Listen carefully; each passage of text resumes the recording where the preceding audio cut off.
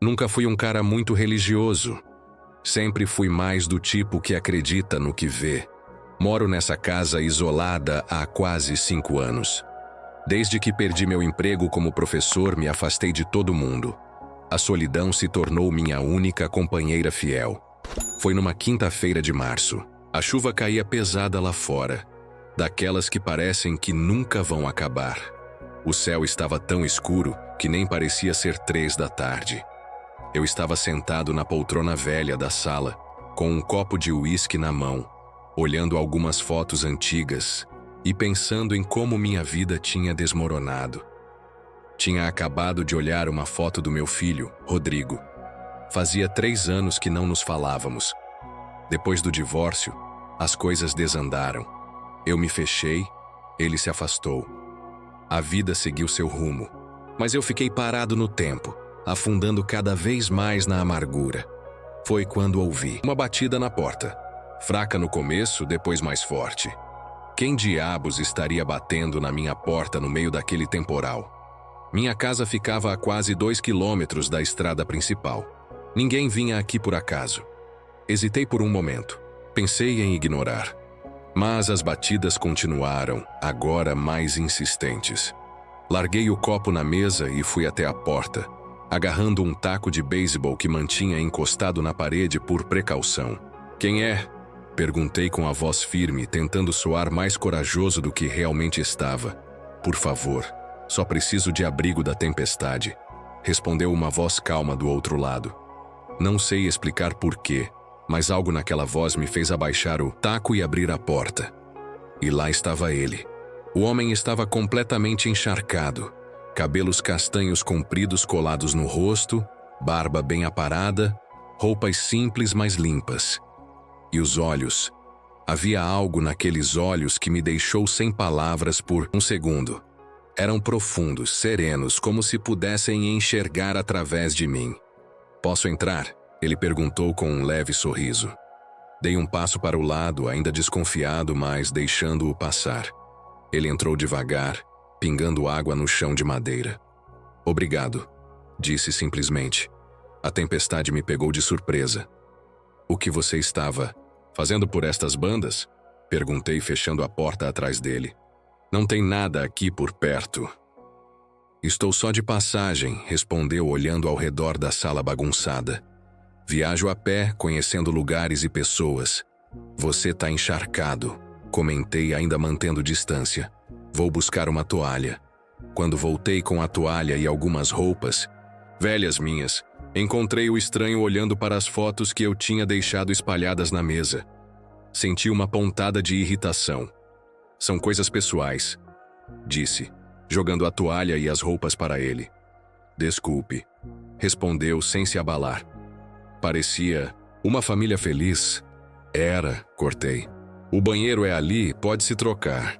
Enquanto ele se secava, fiquei na sala arrumando as fotos e me perguntando que diabos eu estava fazendo, deixando um completo estranho entrar na minha casa. Quando voltou, vestindo minhas roupas velhas que ficaram um pouco grandes nele, parecia outra pessoa. Os cabelos ainda úmidos caíam sobre os ombros, a barba bem cuidada emoldurava um rosto tranquilo. "Meu nome é José", ele disse, estendendo a mão. Hesitei um segundo antes de apertá-la. "Antônio", respondi secamente. Foi estranho. Quando nossas mãos se tocaram, senti algo como uma corrente morna percorrer meu corpo. Não era desagradável, mas me deixou desconcertado. "Café?" Ofereci, mais por educação do que por vontade. "Seria ótimo, obrigado." Na cozinha, enquanto preparava o café, eu o observava pelo canto do olho. Havia algo nele que não era normal, algo que me intrigava e me deixava alerta ao mesmo tempo. "Você mora sozinho aqui?" perguntou José, sentando-se à mesa da cozinha. "Sim, prefiro assim. Nem sempre foi assim, imagino." Servi o café e sentei de frente para ele. "O que você sabe sobre mim?" perguntei na defensiva. Ele sorriu daquele jeito sereno de novo. "Nada além do que as fotos na sala contam. Uma família, sorrisos, um homem diferente do que vejo agora." Ficamos em silêncio por alguns minutos. apenas bebendo o café e escutando o barulho da chuva lá fora. Os trovões pareciam mais distantes agora. E você? Perguntei finalmente.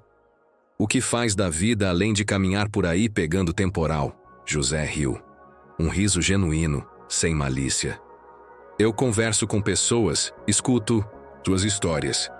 Às vezes, quando tenho sorte, ajudo algumas delas a encontrar um novo caminho.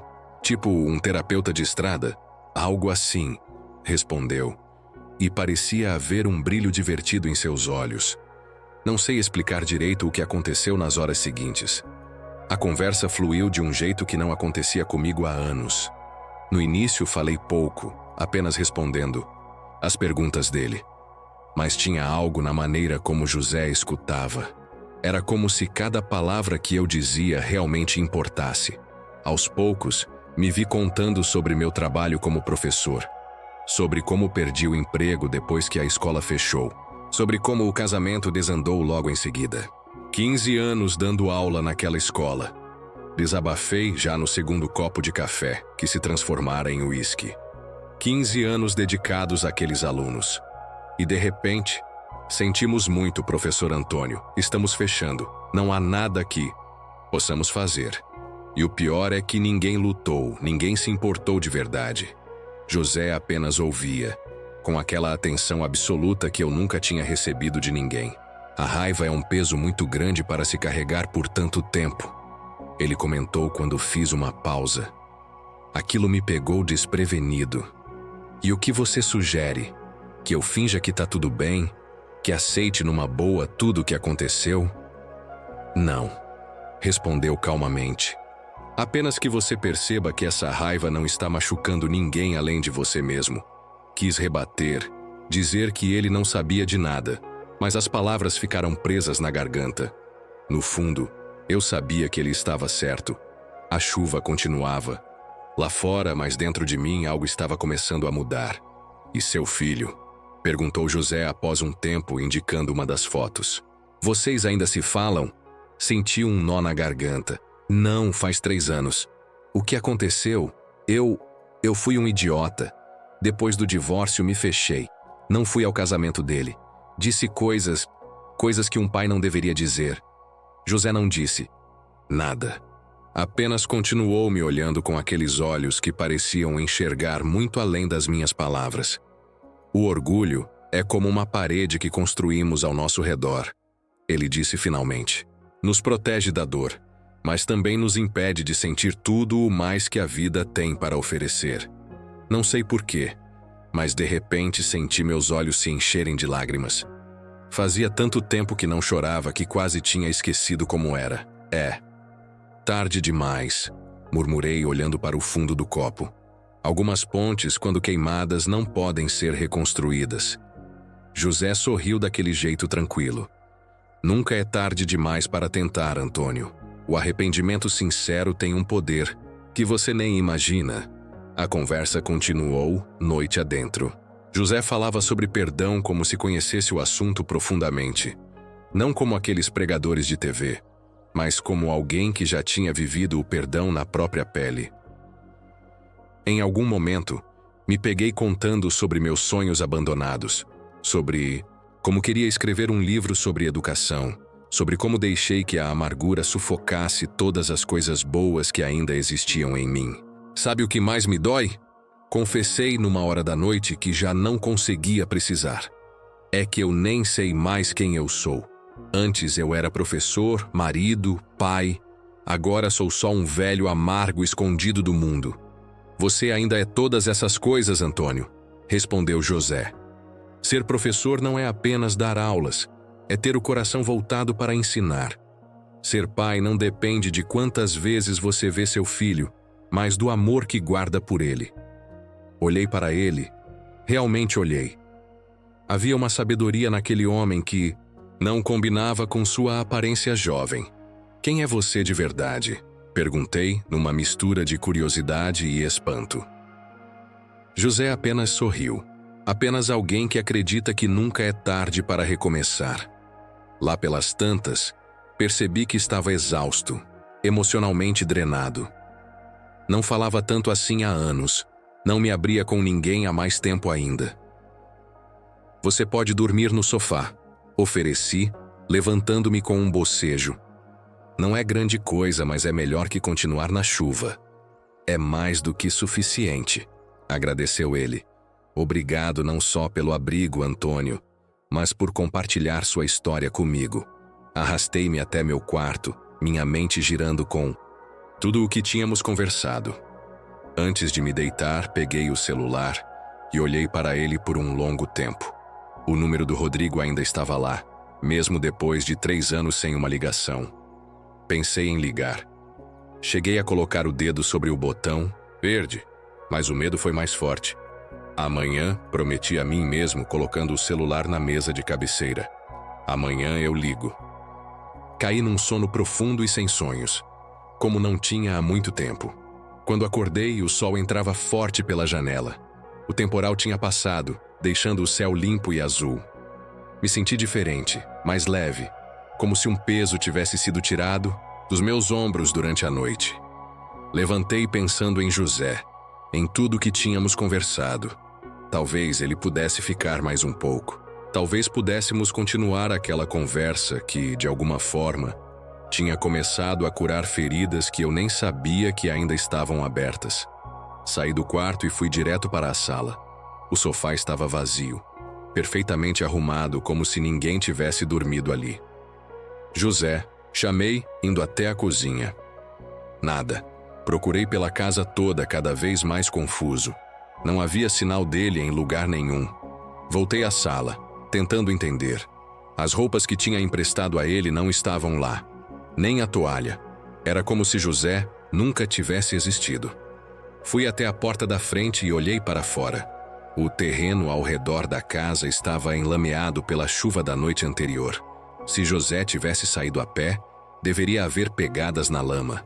Mas não havia nada. Voltei para dentro, sentindo um arrepio percorrer minha espinha. Foi quando notei algo na mesa da sala. Era meu porta-retratos, aquele com a foto do Rodrigo no dia da formatura dele. Estava virado para cima, em destaque, como se alguém tivesse propositalmente o colocado ali para que eu visse. Peguei o porta-retratos e olhei para o rosto sorridente do meu filho. Ao lado, como se tivesse sido colocado ali de propósito, estava meu celular. Sem pensar 2 vezes, peguei o aparelho e disquei o número que não ligava há 3 anos. O telefone tocou 1, 2, 3 vezes. Meu coração batia tão forte que parecia que ia sair pela boca. Então, a voz que eu tanto conhecia e sentia falta respondeu. Alô? Engoli em seco, sentindo as lágrimas voltarem aos meus olhos. Filho, minha voz saiu trêmula. É o pai. Houve um silêncio do outro lado da linha. Um silêncio que durou uma eternidade. Pai! A voz de Rodrigo parecia surpresa, confusa. Aconteceu alguma coisa? Sim, respondi, deixando as lágrimas correrem livremente agora. Aconteceu, eu acordei. Finalmente acordei. Outra pausa. Depois, o que você quer dizer? Eu quero dizer que sinto muito, filho. Por tudo. Por não ter ido ao seu casamento. Por ter dito aquelas coisas. Por ter deixado meu orgulho falar mais alto que meu amor por você. Silêncio novamente. Então ouvi algo que parecia um soluço abafado. Pai, A voz dele falhou. Você não precisa dizer nada agora, continuei. Só queria que soubesse que estou aqui, e que sinto muito, e que, se você quiser, gostaria de tentar de novo, de ser seu pai de novo. A conversa continuou por quase 1 hora. Choramos, rimos, compartilhamos 3 anos de vida perdidos. No final, Rodrigo disse que viria me visitar no fim de semana, com a esposa e o filho de 2 anos que eu nunca tinha conhecido. Quando desliguei, me senti renascido. Era como se uma janela tivesse sido aberta numa sala escura e abafada, deixando entrar luz e ar fresco depois de anos. Fui até a varanda e olhei para o céu azul que substituíra a tempestade da noite anterior. Pensei em José, em suas palavras, em como ele tinha aparecido exatamente quando eu mais precisava. Foi quando notei algo no chão da varanda. Um pequeno pedaço de papel dobrado, preso sob uma pedra para que o vento não o levasse. Peguei o papel e o desdobrei com cuidado. Dentro havia apenas uma frase, escrita com uma caligrafia elegante que eu nunca tinha visto antes. As tempestades não duram para sempre, e depois delas sempre vem a oportunidade de reconstruir. Não havia assinatura, mas eu sabia de quem era. Guardei o papel no bolso e sorri, olhando para o horizonte onde o sol brilhava forte. Quem quer que fosse José realmente, um andarilho com dom para palavras, um terapeuta disfarçado ou algo mais que minha mente racional se recusava a considerar, ele tinha me dado o presente mais precioso de todos, uma segunda chance. Entrei em casa e fui direto para o escritório empoeirado que não usava há anos. Liguei o computador e abri um documento em branco. Nunca fui um cara muito religioso. Digitei as primeiras palavras do livro que sempre quis escrever. Sempre. Fui mais do tipo que acredita no que vê. Até a noite em que um estranho bateu à minha porta durante uma tempestade. 6 meses depois. Já faz 6 meses desde aquela noite da tempestade. Às vezes ainda acordo pensando se foi tudo um sonho, mas então olho ao redor da minha casa e vejo como tudo mudou. As fotos de família voltaram para as paredes. A mesa da sala não tem mais garrafas vazias, mas sim livros e cadernos onde escrevo meu livro sobre educação. A cozinha sempre tem café fresco, porque agora recebo visitas. Rodrigo veio me visitar 3 vezes desde nossa primeira conversa. Meu neto, o pequeno Gabriel, já me chama de vovô e corre para os meus braços quando chega aqui. Minha nora, a Carolina, que eu conheci apenas por foto, agora me trata como família de verdade. Voltei a dar aulas particulares para alguns alunos da região. Não é a mesma coisa que dar aula numa escola, mas é o que posso fazer por agora. E vocês sabem o que descobri? Ensinar nunca foi sobre o lugar, foi sempre sobre o coração. Meu livro está quase pronto. Escrevi sobre educação, sobre segundas chances, sobre como as pessoas podem se transformar quando alguém realmente acredita nelas. Assim como José acreditou em mim naquela noite. Eu ainda não sei quem ele era de verdade. Às vezes penso que foi apenas um andarilho sábio que teve a gentileza de me escutar. Outras vezes acredito que alguns encontros não são coincidência. O que eu sei é que aquela tempestade mudou minha vida. Não só a chuva lá fora, mas a tempestade que havia dentro de mim há anos. E quando ela passou, o sol voltou a brilhar. Se você está passando por uma tempestade agora, se sente que perdeu o rumo, se carrega mágoas que parecem impossíveis de superar, eu quero dizer uma coisa. Nunca é tarde para recomeçar. Nunca é tarde para pedir perdão. Nunca é tarde para ser feliz de novo. Às vezes a ajuda vem de onde menos esperamos. Às vezes basta uma conversa sincera para mudar tudo. E às vezes, só às vezes, alguém bate à nossa porta bem na hora que mais precisamos. Mantenha seu coração aberto. A próxima tempestade pode estar trazendo exatamente o que você precisa para reconstruir sua vida. E você? Já teve um encontro que mudou sua vida? Já passou por uma situação que parecia impossível de resolver, mas encontrou uma luz no fim do túnel? Conta aqui nos comentários qual foi o momento que marcou sua transformação. Se essa história tocou seu coração de alguma forma, deixa aquele like e compartilha com alguém que pode estar precisando ouvir isso hoje. Você nunca sabe quem pode estar esperando por uma palavra de esperança.